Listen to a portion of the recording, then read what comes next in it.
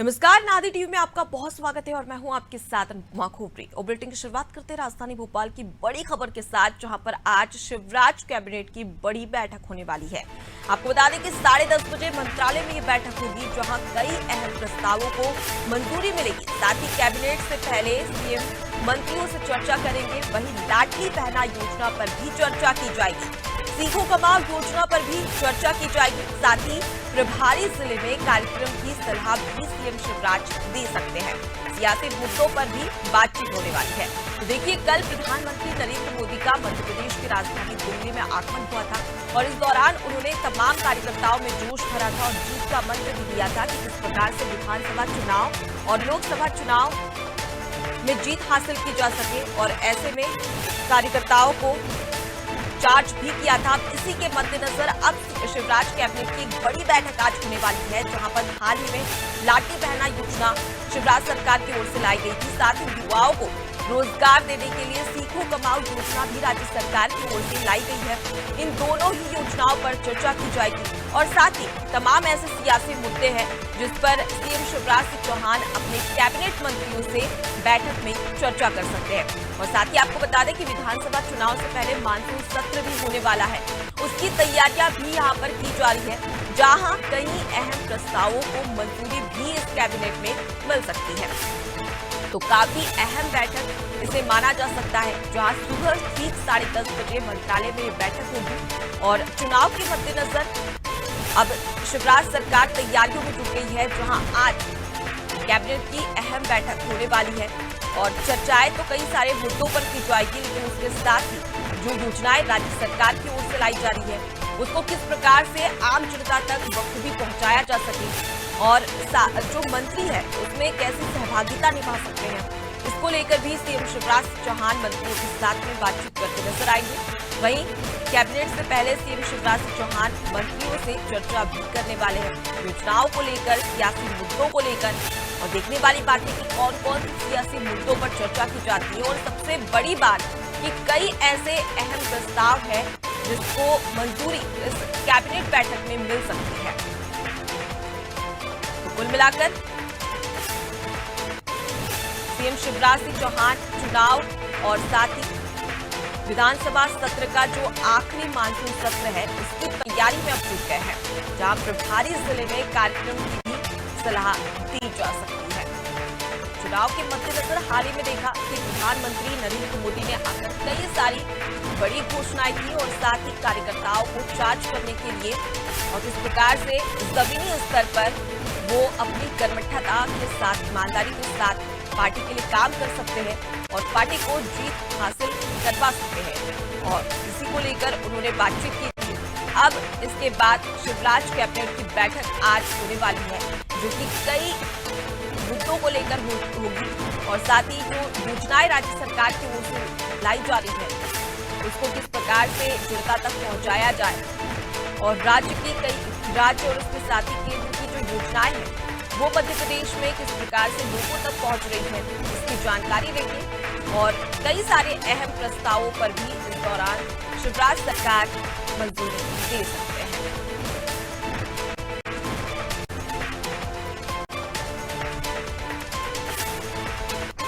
देखिए, uniform civil code को लेकर प्रधानमंत्री नरेंद्र मोदी ने बातचीत की थी, आम जनता से भी संबोधन दिया था कार्यकर्ताओं को और साथ ही 3 तलाक की क्यों जरूरत पड़ी इसके बारे में भी प्रधानमंत्री नरेंद्र मोदी ने बताया। अब ऐसे में कहा जा रहा है कि मध्य प्रदेश में भी यूनिफॉर्म सिविल कोड लागू किया जाएगा, तो शायद इसे भी लेकर इस बैठक में मंजूरी मिल सकती है, बातचीत हो सकती है। बहरहाल देखने वाली बात होगी कि कौन कौन से ऐसे प्रस्ताव हैं जिसे शिवराज कैबिनेट में मंजूरी मिलती है और साथ ही सियासी मुद्दे वो कौन कौन से हैं जिस पर चर्चा की जाएगी। चुनाव के मद्देनजर ये कैबिनेट बैठक काफी अहम है क्योंकि जुलाई में विधानसभा का मानसून सत्र शुरू होने वाला है और किस प्रकार से विपक्ष को साधा जा सके और विपक्ष के जो सवाल किए जाएंगे उसका जवाब दिया जा सके, वो भी इस कैबिनेट बैठक में निर्धारित हो सकता है। और जमीनी स्तर की बात कर ली जाए तो जो कार्यकर्ता, पदाधिकारी और तमाम जो दिग्गज नेता हैं उन्हें कौन कौन सी जिम्मेदारी बीजेपी की ओर से दी जाएगी। इस कैबिनेट बैठक में इस बात पर भी चर्चा हो सकती है। तो ये तमाम बातें जिस पर शिवराज सरकार चर्चा कर सकती है, विचार कर सकती है। वैसे में देखने वाली बात होगी कि इस अहम कैबिनेट बैठक में मंत्रियों की चर्चा के बाद में कौन कौन से ऐसे प्रस्ताव हैं जिसे मंजूरी मिलती है, और साथ ही शिवराज सरकार ऐसी कौन कौन सी और भी योजनाएं हैं केंद्र और राज्य की ओर से जिनका बखूबी क्रियान्वयन राज्य में किया जा रहा है और जिनका क्रियान्वयन ठीक प्रकार से नहीं किया जा रहा है, उसकी चर्चा भी यहाँ पर मंत्रियों से लेते नजर आएगी। और हाल ही में शिवराज सरकार ने कहा था मंत्रियों से कि अपने जो क्षेत्र है वहां पर काफी सक्रिय हो जाए, क्योंकि चुनाव नजदीक है और सिर्फ एक चुनाव नहीं है, मध्य प्रदेश के विधानसभा का चुनाव नहीं है बल्कि 2024 में लोकसभा चुनाव भी आने वाला है। और बीजेपी की बात कर ली जाए तो 2019 में जब लोकसभा चुनाव हुआ था तो मध्य प्रदेश में 29 लोकसभा सीटों में से 28 लोकसभा सीट बीजेपी के खाते में आई थी। और ऐसी ही शिवराज सरकार ने कहा है कि इस बार भी एक बड़ी जीत हासिल करने वाली है बीजेपी, और इसकी तैयारियों में अब शिवराज कैबिनेट के मंत्री, कार्यकर्ता, पदाधिकारी और दिग्गज नेता जुट चुके हैं, जिसका नेतृत्व अब प्रधानमंत्री के साथ ही सीएम शिवराज सिंह चौहान कर रहे हैं।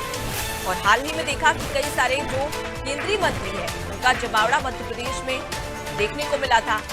और ऐसे में अब कैबिनेट बैठक में कई सारी बातों पर चर्चा होगी। विधानसभा सत्र है, लोकसभा चुनाव, विधानसभा चुनाव, और कार्यकर्ताओं को किस प्रकार से चार्ज किया जाए और परिपक्वता के साथ में चुनावी मैदान में उतरा जाए, इसका मंत्र भी कैबिनेट बैठक में सीएम शिवराज सिंह चौहान देते नजर आने वाले हैं। तो काफी अहम बैठक, इन तमाम बातों का जिक्र जैसे हमने किया, इन तमाम बातों पर चर्चा हो सकती है और चुनावी लिहाज से ये बैठक काफी अहम है। और खासकर उस समय जब प्रधानमंत्री नरेंद्र मोदी का मध्य प्रदेश में दौरा था और आने वाले समय में भी उनका दौरा होने वाला है, जहां वो शहडोल जाने वाले हैं। इसको लेकर भी किस प्रकार की तैयारियां की जा रही है, जिसे लेकर सीएम शिवराज सिंह चौहान इस बैठक में चर्चा कर सकते हैं। ज्यादा जानकारी लेंगे, हमारे साथ में संवाददाता वैभव गुप्ता राजधानी भोपाल से लाइव जुड़ गए हैं। उनका रुख कर लेते और जानेंगे कि क्या है सीएम शिवराज सिंह चौहान की बैठक में जो तमाम ऐसे प्रस्ताव है जिस पर चर्चा की जा सकती है। तो वैभव, देखा जाए तो प्रधानमंत्री नरेंद्र मोदी के दौरे के बाद में अब कैबिनेट की अहम बैठक, कई सारी बातें निकलकर सामने आ रही है कि योजनाओं को लेकर चर्चा की जाएगी, सियासी मुद्दों को लेकर चर्चा की जाएगी, और उसी के साथ ही कई अहम प्रस्ताव है जिसे भी मंजूरी मिल सकती है। दो अलग चीजें हैं, एक तो शिवराज कैबिनेट की बैठक है और एक मंत्री शिवराज सिंह चौहान की अपने मंत्रियों के साथ एक औपचारिक बैठक है जी। तो जो शिवराज कैबिनेट की बैठक होनी है उसका एजेंडा तय है, उसमें जो प्रस्ताव आएंगे उसके बारे में भी सारी चीजें पहले से तय की जा चुकी, केवल यहाँ पर चर्चा होगी और उन प्रस्तावों पर मंजूरी मिल जाएगी। वहीं हम औपचारिक बैठक की बात करें, वहां पर लाडली बहना के बारे में बात की जाएगी। सीख कमाओ योजना को लेकर जनता के बीच में किस तरह का फीडबैक निकल कर आ रहा है, बाहर वाले जिलों में किस तरह से मंत्री जा रहे हैं, काम कर रहे हैं और अभियान चला रहे हैं, कह सकते हैं कि जागरूकता अभियान चला रहे हैं। तो दोनों ही चीजें तो बिल्कुल ही सेपरेट है। सबसे पहले हम कैबिनेट बैठक की बात कर लेते हैं, जो कि 10:30 बजे मंत्रालय में होने जा रही है। इस बैठक का सबसे जो मेन कह सकते प्रस्ताव रहेगा वो है मध्य प्रदेश रेल नियम 2019 के अंतर्गत रेल खनिज के स्वीकृत ठेकों को कोविड के महामारी के समय जो राहत प्रदान की गई थी उसके तहत रेल ठेका पूरक अनुबंध निष्पादन की जो अवधि है उसको 27/6/2023 तक बढ़ाया जाएगा। इस पर कैबिनेट में मंजूरी मिल सकती है। इसके साथ ही मध्य प्रदेश विद्युत नियामक आयोग द्वारा जो 28 मार्च 2023 को टैरिफ आदेश से वित्तीय वर्ष 2023-24 के लिए जो दरें बताई गई थी उसके लिए सब्सिडी की मंजूरी भी शासन के द्वारा दी जाने का ये भी एक प्रस्ताव आएगा। इसके साथ ही प्राइस सपोर्ट स्कीम के अंतर्गत केंद्र व राज्य शासन द्वारा न्यूनतम समर्थन मूल्य पर उपार्जित ग्रीष्मकालीन मूंग एवं ग्रीष्मकालीन उड़द पर देय मंडी शुल्क पर एवं निराश्रित शुल्क पर छूट दिए जाने के संबंध में भी एक प्रस्ताव है, इस पर मंजूरी मिलने की संभावना जताई जा रही है। इसके साथ राज्य सांख्यिकी आयोग का एक प्रस्ताव है।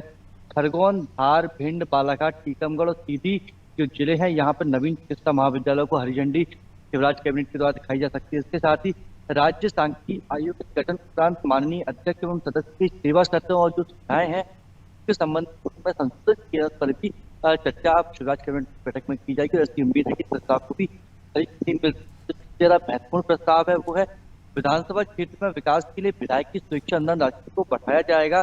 कैबिनेट क्योंकि पहले भी इस पर चर्चा हो चुकी है, तो आज जी। से कैबिनेट पर की मंजूरी मिलने की संभावना बताई जा रही। कैबिनेट मुख्यमंत्री ने विधानसभा में एक घोषणा भी की थी, अब विधायकों को 75 लाख रुपए क्षेत्र के विकास के लिए दिए जाएंगे। पहले जो राशि थी अनुपमा की 50 लाख थी, मतलब 25 लाख की बढ़ोतरी की जाएगी। इस संबंध में भी प्रस्ताव आएगा ताकि जो विधायक होते हैं वो ज्यादा विकास के काम कर सकें, क्योंकि कई जी। बार विधायक इस बात को कहते हैं कि हमारे पास जो शिक्षा अनुदान की राशि कम होती है, जिसके चलते हम हर किसी की मदद नहीं कर पाते हैं। कई बार विकास कार्य भी इस चक्कर में रुक जाते हैं। इसके बाद कैबिनेट की बैठक के बाद तो मंत्रियों से अनौपचारिक रूप से मुख्यमंत्री शिवराज सिंह चौहान चर्चा करने वाले हैं। जी, तो मैं काफी लालजी अहम गहना बैठक इसे माना जा सकता है वैभव। फिलहाल के लिए आप हमारे साथ में बने रहिए, आगे भी आपसे जानकारी लेंगे। तो शिवराज कैबिनेट की ये बैठक आज होने वाली है, जहां 10:30 बजे मंत्रालय में बैठक होगी। और जैसे कि हमारे संवाददाता ने बताया कि कई सारी एक औपचारिक बैठक भी की जाएगी, जिसमें कई सारे मुद्दों पर चर्चा की जाएगी और साथ ही योजनाएं हैं उसका जिक्र भी इस बैठक में किया जाएगा।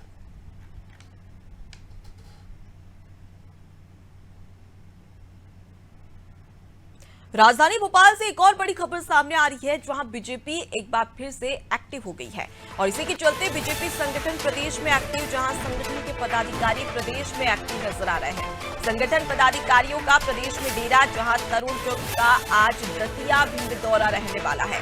मां पीताम्बरा शक्तिपीठ के दर्शन करेंगे और साथ ही महगांव में सभा को संबोधित भी करने वाले हैं, जहां सरस्वती स्कूल के पास ये जनसभा होगी। संयुक्त मोर्चा सम्मेलन में शामिल होंगे और कल मुरैना ग्वालियर का भी दौरा रहेगा, जहां पर कई सारे कार्यक्रम आयोजित किए जा रहे हैं, जिसमें शामिल होते नजर आएंगे। ज्यादा जानकारी लेंगे, वैभव हमारे साथ में जुड़ गए हैं। वैभव, तरुण चुग का आज दतिया दौरा, दतिया और भिंड दौरा रहेगा और उसी के साथ ही अब बीजेपी के जो संगठन है वो लगातार प्रदेश में एक्टिव नजर आ रहे हैं, यानी कि कुल मिलाकर देखा जाए तो ये दौरा चुनावी दौरा कहा जा सकता है।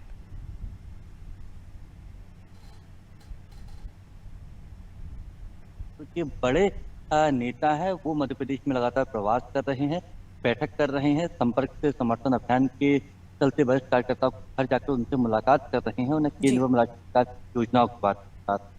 तो राष्ट्रीय महामंत्री तरुण चुग आज पहले दतिया पहुंचेंगे, दतिया में कमरा माई के दर्शन करेंगे। इसके बाद उनके आगामी कार्यक्रम रहेंगे, जहाँ वो वरिष्ठ कार्यकर्ताओं से मुलाकात करेंगे, जमीनी कार्यकर्ताओं से मुलाकात करके जो ग्वालियर चंबल संभाग का फीडबैक लेने की कोशिश करेंगे, किस तरह से ग्वालियर चंबल संभाग में भारतीय जनता पार्टी का संगठन किस तरीके से काम कर रहा है, सरकार की योजना को किस तरीके से जनता को लाभ मिल रहा है। इसके बाद मुरैना भी जाएंगे, कल उनका मुरैना जाने का कार्यक्रम है, आम सभा को भी संबोधित करेंगे, कार्यकर्ताओं से मुलाकात करेंगे।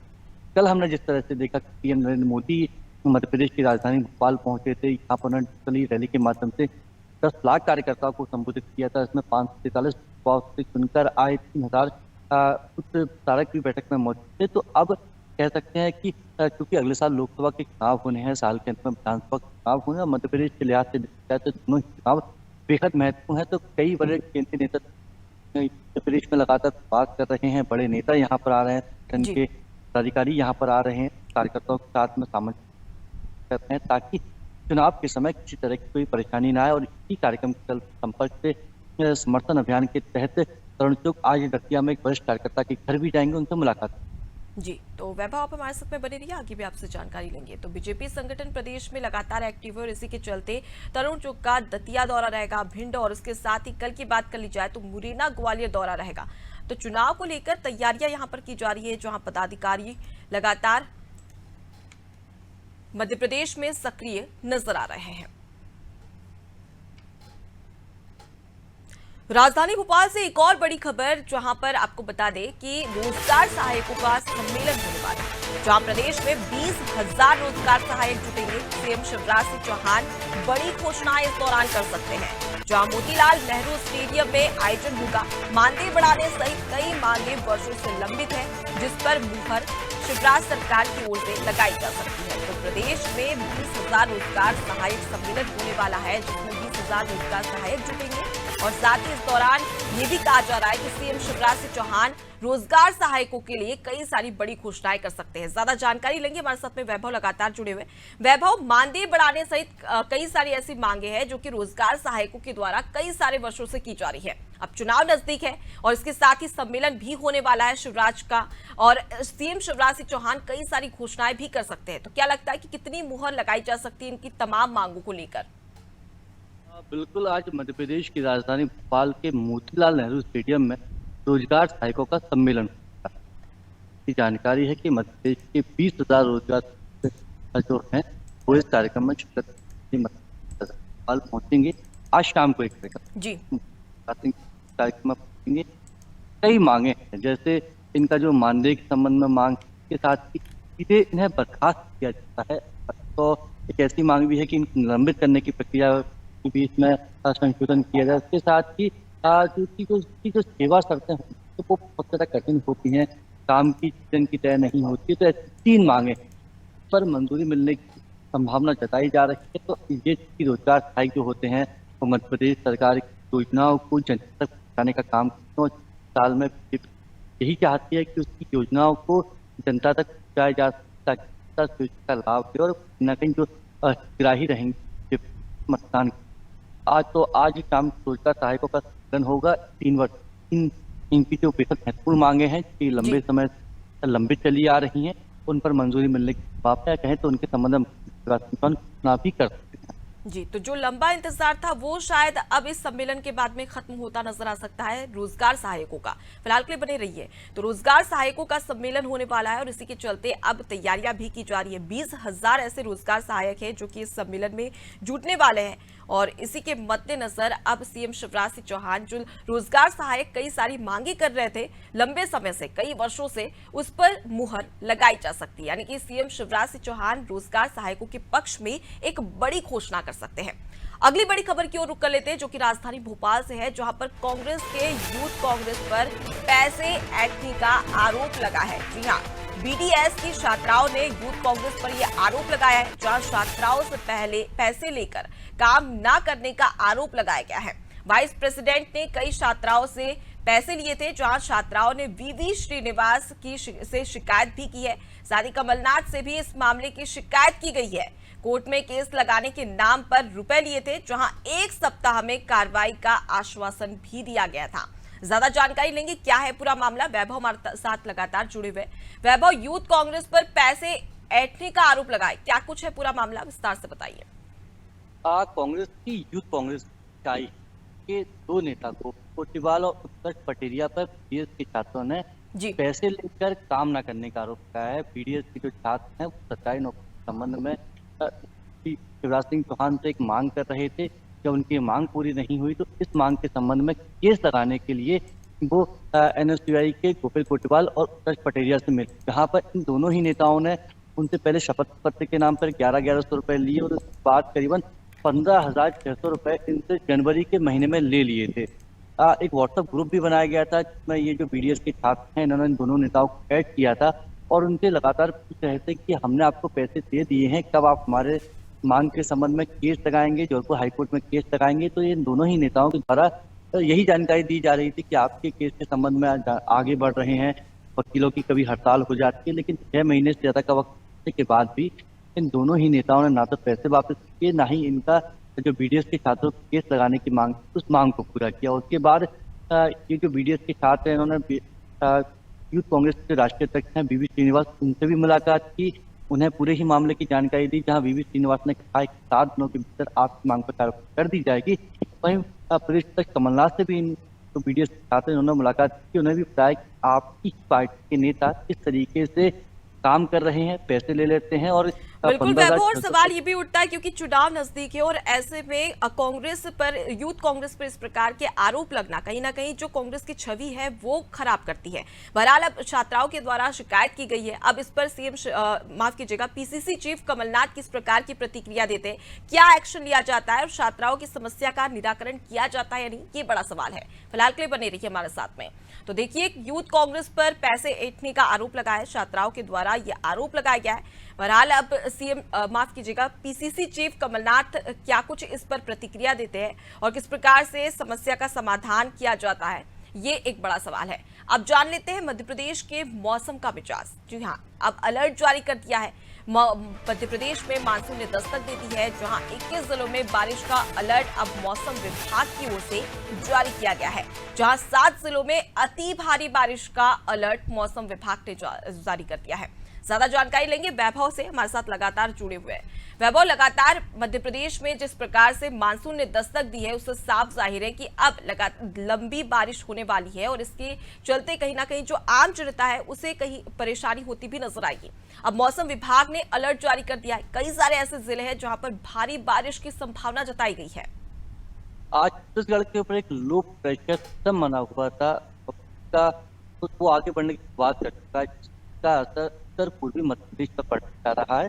भोपाल समेत 21 जिलों में बारिश का अलर्ट किया गया है। इसके बाद की हम बात करें कि जो 7 जिले हैं वहां पर अति बारिश का अलर्ट भी जारी किया गया है। ये वो जिले हैं उज्जैन, धार, देवास, गुना, नरसिंहपुर, बालाघाट, सागर में अति बारिश, भारी बारिश का अलर्ट मौसम विभाग के द्वारा जारी किया गया है। तो इन जिलों के लोगों को बेहद सतर्क रहने की जरूरत है। हालांकि राज्य सरकार के द्वारा, जिला कलेक्टर के द्वारा एक दिशा निर्देश भी जारी किए गए हैं कि नदियों के पास लोग जाने से बचें। इसके साथ ही क्योंकि बारिश के समय पानी भर जाता है तो अपने बच्चों को भी घर से बाहर ना निकलने दें और अपनी निगरानी में ही बच्चे बाहर खेलें, इस बात की पूरी एहतियात भी बरतें। तो बिल्कुल वैभव, यहाँ पर प्रशासन की ओर से पूरी तरीके से एहतियात बरती जा रही है। तो फिलहाल के लिए बहुत शुक्रिया तमाम जानकारी हम तक पहुंचाने के लिए। तो देखिए, मध्य प्रदेश में मौसम अब लगातार करवट बदलते नजर आ रहा है, जहां पर अब मौसम मानसून शुरू हो चुका है और 21 जिले ऐसे हैं जहां पर भारी बारिश का अलर्ट भी मौसम विभाग की ओर से जारी किया गया है। ऐसे में प्रशासन पूरी तरीके से अलर्ट है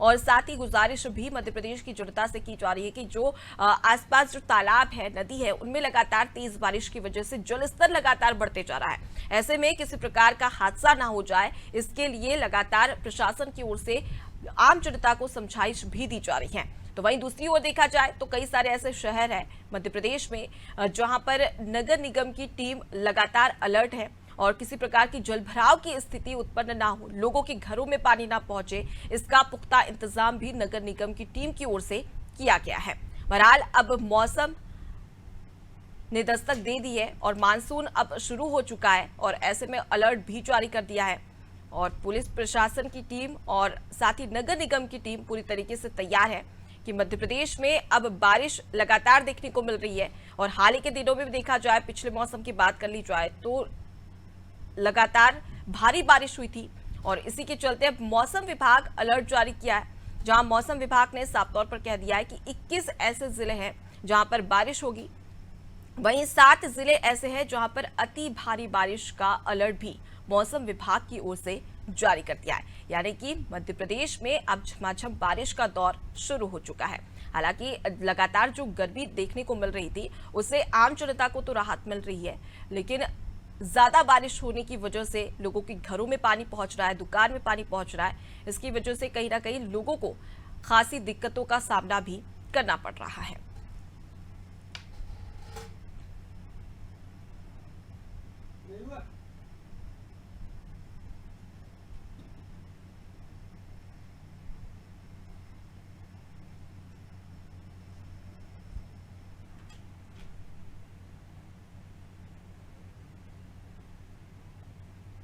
तो देखिए, मध्य प्रदेश में बारिश का अलर्ट जारी कर दिया गया है और 7 जिले ऐसे जहां पर लगातार भारी बारिश होगी। ऐसे में सवाल यही कि आखिर नगर निगम की टीम किस प्रकार से अपनी तैयारी कर रही है। बहरहाल इस बुलेटिन में इतना ही, दीजिए इजाजत, देखते रहिए अनादि टीवी। नमस्कार।